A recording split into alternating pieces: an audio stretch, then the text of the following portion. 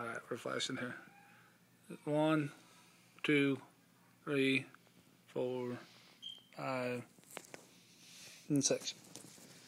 Hi, my name is Catherine Wilson, and today I'm going to talk to you about sex education and why it is important to have sex education in high schools and for parents to teach their kids about sex education. First, I'm going to start out with an introduction of a paper that I wrote. Here in the state of Missouri, more than 60% of high school students will engage in sexual activity before they graduate. In July of 2007, Governor Matt Blunt signed Missouri's federal-funded Title V Abstinence Only Until Marriage law that mandates abstinence-only sex education is taught in our schools. The expected outcomes of this type of sexual education is, of course, 100% preventable of teen pregnancy and sexually transmitted diseases. It also is going to prevent the emotional trauma and adolescent sexual activity that adolescent sexual activity can create.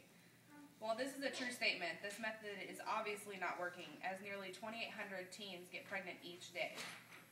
1 in 4 sexually active teens will become infected with an STD. Today, I'm going to try to make you realize that sex education is not a choice, it is imperative. With the growing number of teenage pregnancies in high schools, dropouts related to this unfortunate event, complied with teenage STD infection, it is vital that we educate our students to keep them living and learning. In 1991 to 2005, teenage pregnancy has declined from 60 out of 1,000 to 40.5 out of 1,000. Over the past 2 years, this number has increased to 42 out of 1,000. I'm not proposing that we put condoms in a vending machine at a school, but more that we just tell students what they are and how to use them to prevent these things from happening. What I'm also trying to state is that we educate our students to make better choices. No parent wants their 15-year-old child to come home and say that they are pregnant or that they have a sexually transmitted disease or, in fact, that they are even having sex at all. But it's happening everywhere. And then we must teach our students to use protection, and if they're going to engage in sexual activity, we need to make them understand that irresponsible, unprotected sex is not an acceptable behavior, and the consequences are life-altering. Discussing the facts does not mean approval. It simply implements being more responsible for your actions and making smarter and safer choices. We must take action to reduce this rising number of teenage pregnancies. Some teachers will argue that they should not be the promoters of sex education in schools because their parents should be teaching them. On the other hand, parents will argue that the teachers are the ones educated to teach children, so that they need to be educating their children on how to prevent these kinds of things from happening or to not have sex at all. As a mother, I know it's going to be hard for this topic to be brought up in my house, but I also want to make my child aware of what options they have and make sure that they're comfortable and able to come to me and talk to me if they do have questions. And I would hope that a teacher would feel the same way. Also, some people argue that sex education in schools, that one of the controversies is the age of when they should start. I feel that around 11 to 12 is a good age to start teaching children about sex education, as you have 12-year-olds that show up in the obstetric unit every day to have children.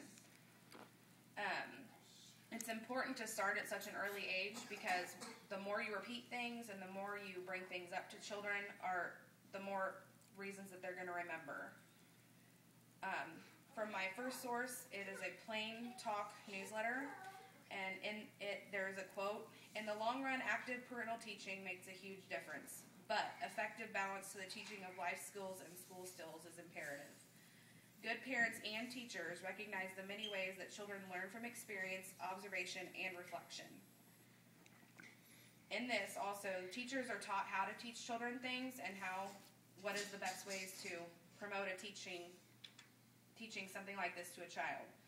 And also, parents know the best way that their children learn, which is a big reason why parents and teachers need to be involved in teaching their children about sex education to prevent teenage pregnancies and STDs. I have some pictures here to show you as a visual aid for reasons of, if a kid sees stuff like this, they're probably not going to want to promote themselves to this. So, on this first picture, we have gonorrhea. On the second picture, we have genital warts. This picture here is of herpes. This picture is just of a rash, so that's not, it's a syphilis rash, which is not really a sexually transmitted disease. And that's all the pictures I have. But there are lots of pictures out there and lots of resources that parents and teachers can get to show children, so that it makes them aware of what kind of things can happen to them.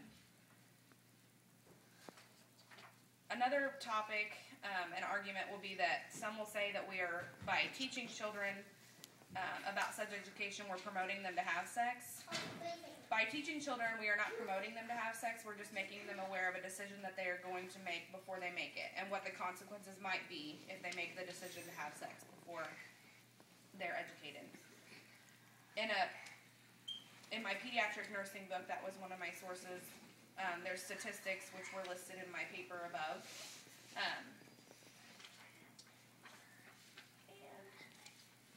In conclusion, with all the information I have given you today, I hope that if you have children of your own, you will understand the importance of sex education and why it is also important for everyone to be involved in the teaching, not just teachers or parents, but everyone. By teaching this, we should be able to lower these high percentages and high rates of teenage pregnancies and STDs.